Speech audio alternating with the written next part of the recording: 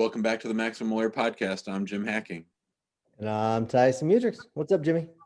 Isn't that fun how we can just start a show like out of thin air and just like we go from talking like regular people into having an actual podcast? It is. It's like we've done it before too. No, I think I don't know. I think it's a lot of fun. It's really interesting, like what gets edited out. And I always, whenever I'm listening to podcasts, I'll hear like an abrupt stop to a conversation, and then it begins on another topic or something. I wonder what they cut out there. So it is interesting. I'm gonna plug in my headsets just because the audio comes out better that way. So maybe we'll just pause for 1 second. And see, and all this will be cut out of the podcast. That's right. Can you hear me okay? Yeah, perfect. Awesome. So we were talking with some friends recently, maybe yesterday, about their law firms and about intake and their numbers. And I thought that continuing our conversation about some of the mistakes that we see people make, I thought we could talk about the mistakes that we see with intake and the mistakes that we see with people not knowing their numbers. I think that's a great one. I think that's a good one that you just picked too. That's because we just had that conversation. So what do you think are the key numbers people need to know? Well, and it's great because the two things do tie in together, your intake process and your numbers. And I think we should get to the numbers, but I think we might want to talk a little bit about intake first. Now, I don't know how much of my series with Gary Falkowitz you listen to, but it's certainly the kind of things that we talk about a lot. In fact, we just talked about it last Saturday about, the lawyers being involved too much. But I think with intake, the main problem that I'm seeing with the people that we talk to is that it's sort of haphazard. There's not a system to it. There's too much attorney time involved. And it's sort of directionless, and there's not really a sustained system for filtering out good leads from bad leads. Yeah, and I think the mistake people make is they think it's not that important. I'll do that when I'm bigger, and in reality, it's the earlier you set these systems up, the better it is for your firm, because you can just grow upon them and build and build and build, and then those numbers will help you accelerate your growth. But you and I have done it too. We didn't do a very good job of tracking our numbers early on either. We should have. And I can only imagine where I would have been if I would have tracked my numbers earlier. I remember starting with a spreadsheet, and the spreadsheet became just too burdensome to deal with. And so I should have started a long time ago with a CRM, and I didn't. But there's no better time to begin than now. That's right. Especially as people are thinking about their goals for next year. And, this conversation that we're having is all a precursor to the maximum law minimum time concept or class, or what do we call it? Course. Yeah. It's a course. Class. You're close with class. This is all this conversation is all a precursor to the maximum law minimum time course that we're launching in January. And even I would say some sophisticated law firm owners are still sort of futzing around with the wrong intake system, and they're doing the wrong things to try to segment out who's a good lead and who's not a good lead. Yeah, I'm not gonna call out, because it's not even really a call out, but I'm not gonna mention this person's name that had asked the question yesterday, because they were asking you, what's the right system, Jim? What's the right system? And I don't think the really matters the system when it comes to CRM. It matters a little bit, but not as much as what people think. The main thing is just having a system, having a system in place that tracks them. Because what you really need is, you want to be able to track who they are. So like the type of contact they are, whether it's a lead or whether it's a client or an attorney or whatever it is, what they are, who they are, and their contact information. If you can get a CRM just with that basic information, that's a fantastic start. So don't get bogged down in what's the right one, because 99% of them, that you can migrate the data away from them into the right platform once you find it. But the most important thing is use one of the free ones if you don't have one to use right now. If you don't want to pay for one, if you don't have the money to pay for one, just get one of the free systems and run with it. You're talking about one of the software systems. Exactly. CRM, right? To be able Yeah. to track that stuff. Yeah, one of the mistakes that we see people making is that they get so latched onto, well, either jumping from one CRM to another or looking for this world-class CRM that does absolutely everything. And that's sort of crazy, and it sort of prevents you from focusing on the things that are really important. And the things that are really important are, who's contacting you. The number one thing is you have to be capturing everybody who contacts you. So if somebody calls your office, you're definitely getting their full name, their email address, and their cell phone number. Those are must. And then the topic that they're calling about. You've got to start recording that right from day one. And then you have to be able to market to those people on a regular basis. They've called you for a question. You're going to trade the answer or the direction that they might need to go in exchange for that cell phone number and that email address. And I don't necessarily like the concept of a funnel, but and the reason I like the concept of the funnel is because it's just so overblown, and everybody's talking about fix your funnel, or you got to get more people in your funnel. And I generally don't like that, but conceptually, if people could see me now, you're really talking about how do we get more people into the top of the funnel, and then how do they narrow down? So like you said, there's people that call your office. That's like the basic big group, and you're going to split that group right away into current clients and potential clients.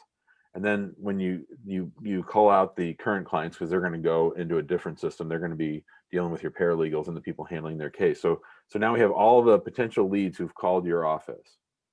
And then from there, we're going to go to all the leads who call your office who might have a case.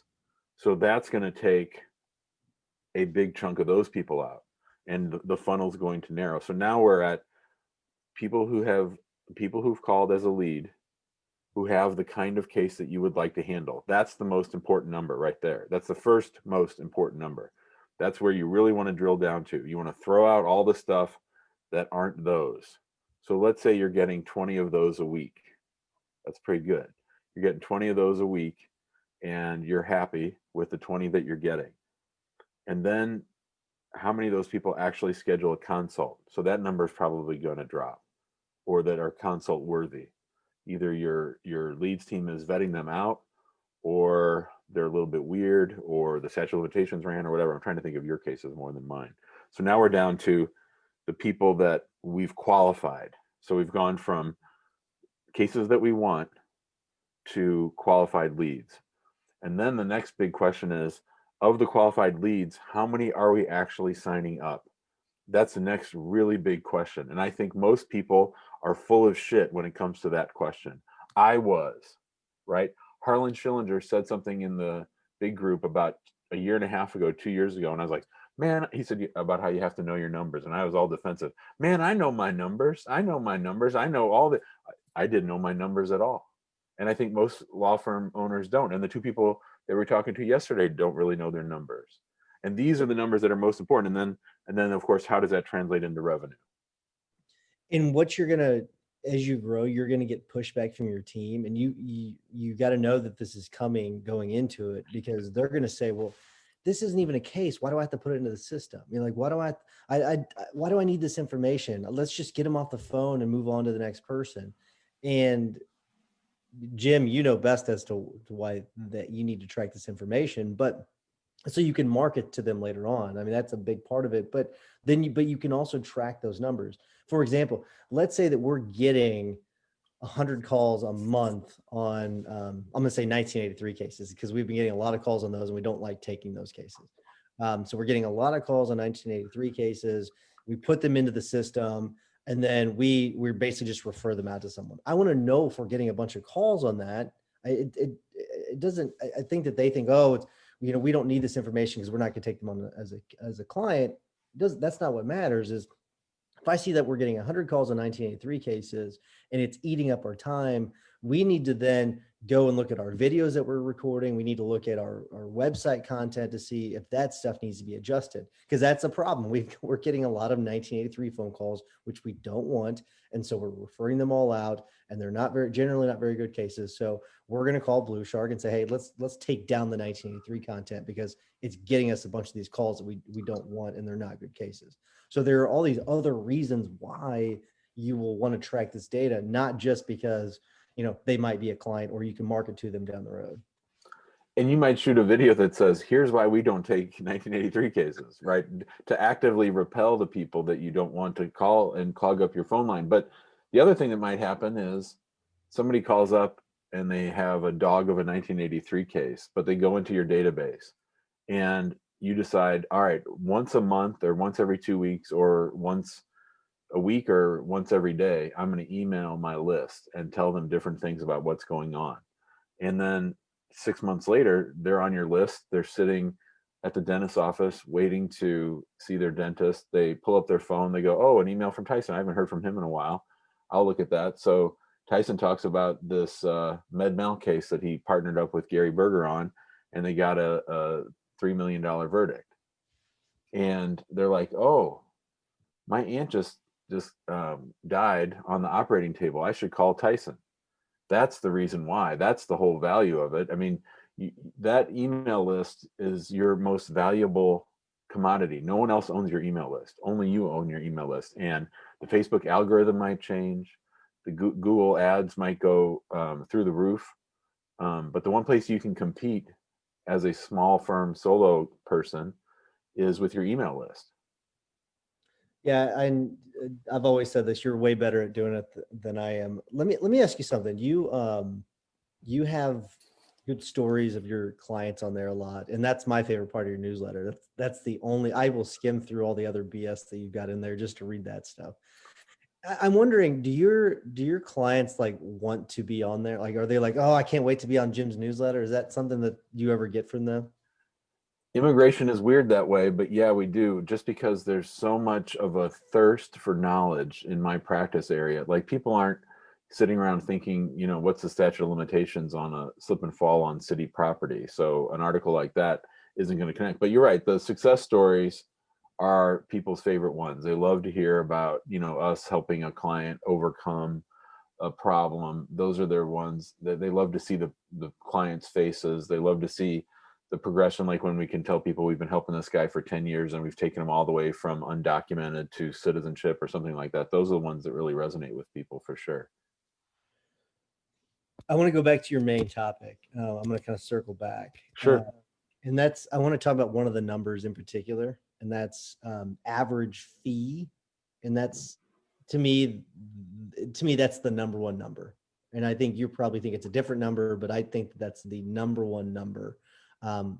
And I just want to get your thoughts on tracking the average fee that for each of your cases. Well, in our course, let me make another plug, maximum law, minimum time. We sort of look at this as sort of stage 2, stage 3 type stuff, right? I absolutely agree that looking at your average case value is important.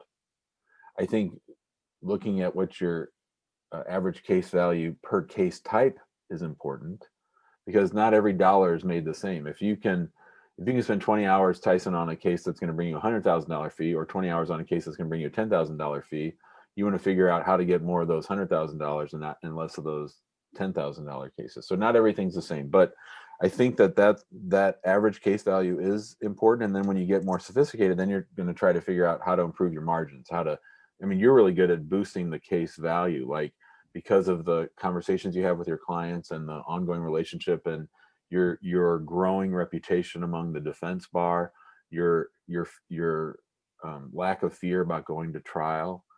Those are all things that are going to help you increase that case value. And the reason it's important to know your average case value is because if you know that funnel that I just talked about, if you know how many qualified leads I have to get in order to get X amount of cases, then you're going to be willing to spend more than the next person who doesn't know their numbers.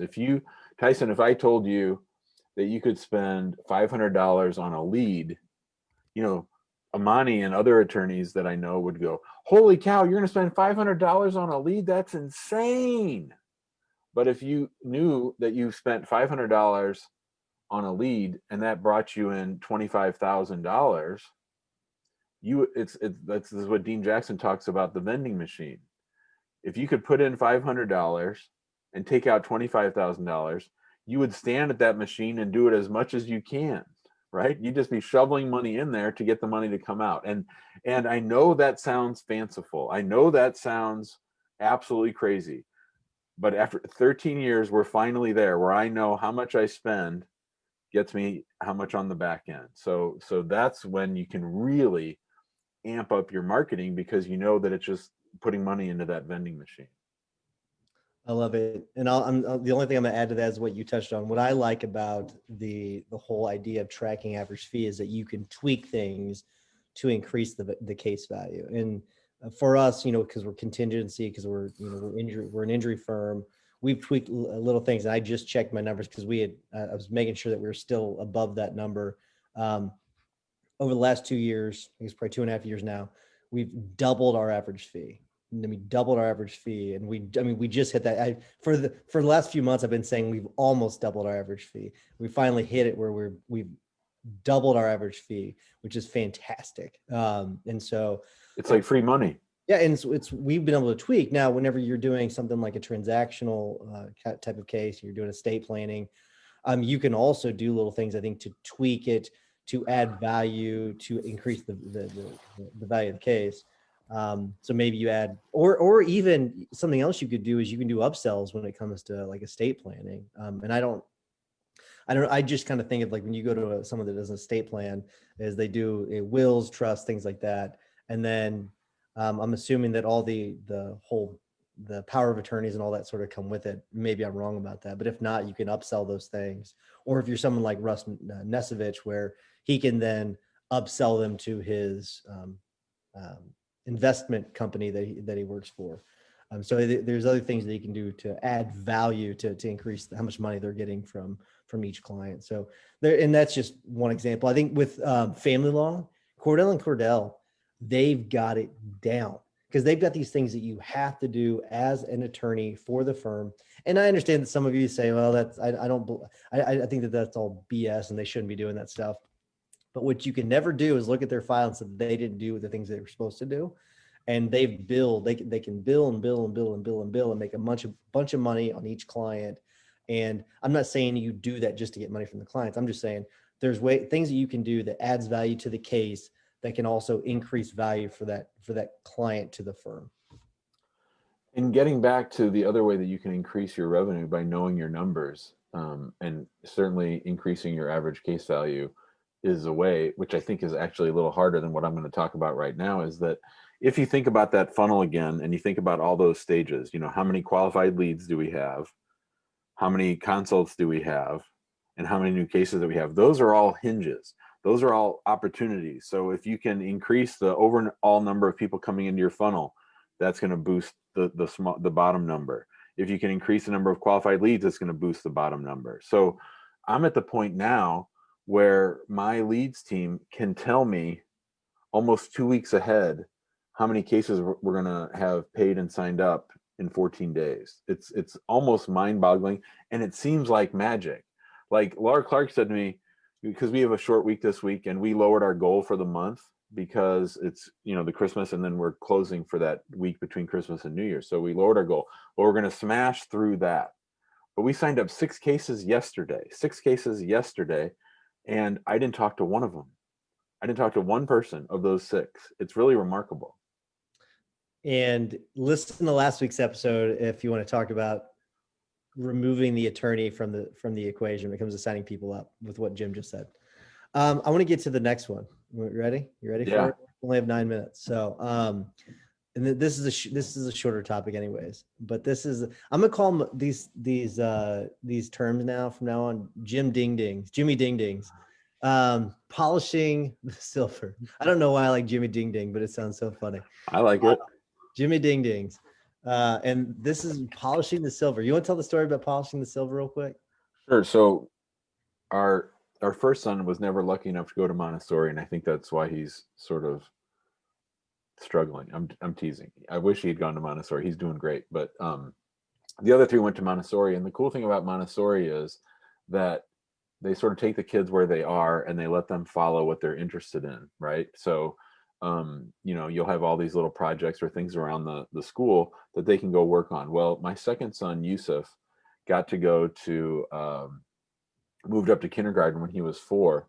And he was just killing it in kindergarten. But the teacher noticed, the kindergarten teacher, that every now and then she'd find old Yusuf down with the 3-year-olds doing sort of this manual stuff. And one of those things was literally polishing an old teapot, right? And so polishing the silverware, or polishing the silver. And so I've explained that, or used that metaphor to talk about when lawyers sort of sneak off from kindergarten and go and hang out with the 3-year-olds to do the things that they shouldn't be doing.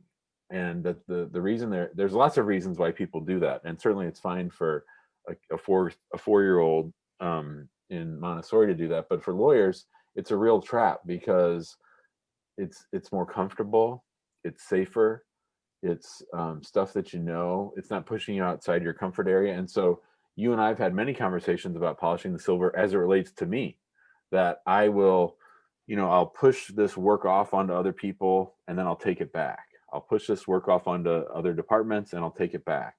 It could be going to interviews, or it could be talking to leads, or it could be anything. And so that, in our course, we're going to talk about the mistakes that lawyers make, and polishing the silver is certainly one of them. Yeah. And I one of the things that we talk about in the guild is making sure that you know your process goals and your product goals, because if you know those things, so the process goals are the things you should be doing every single day or every single week to get you to your product goals. So think of lead indicators and lag indicators. So it's just different speak. It's all that's based on the things that Jason Selk teaches. And if you find yourself polishing the silver, all you have to do is say, okay, what are my product goals? Let's go back, let's focus on our product goals, and let's do those things. So for example, let's say that your goal is to build your YouTube, your product goal is to build your YouTube channel and get a bunch of subscribers. Well, then you know what you need to be doing. Your product goal needs to be recording a video a day, right? You need to take the gym hacking challenge and do the one video a day.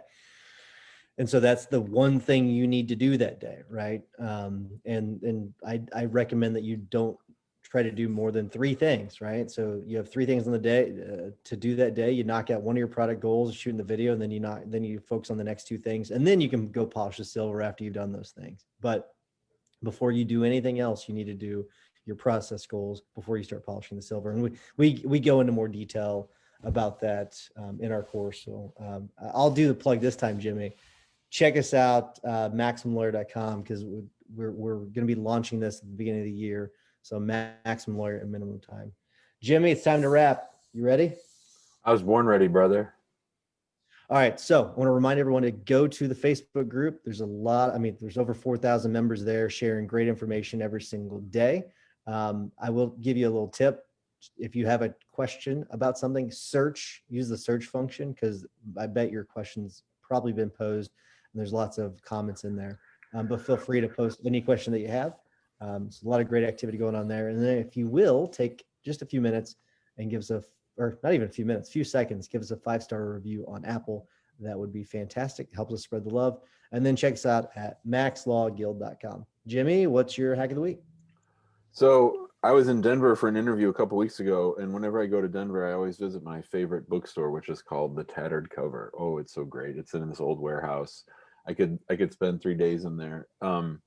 And I walked around a couple different times, and I picked up a book on bullet journaling by the guy that invented the bullet journal.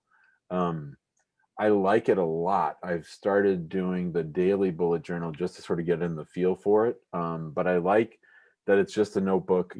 I've bought Brendan Burchard's sort of formal journal, and parts of it didn't work for me. So I really like this because it's very, very customizable, and it's helping me get my tasks done, carrying things over to the next day.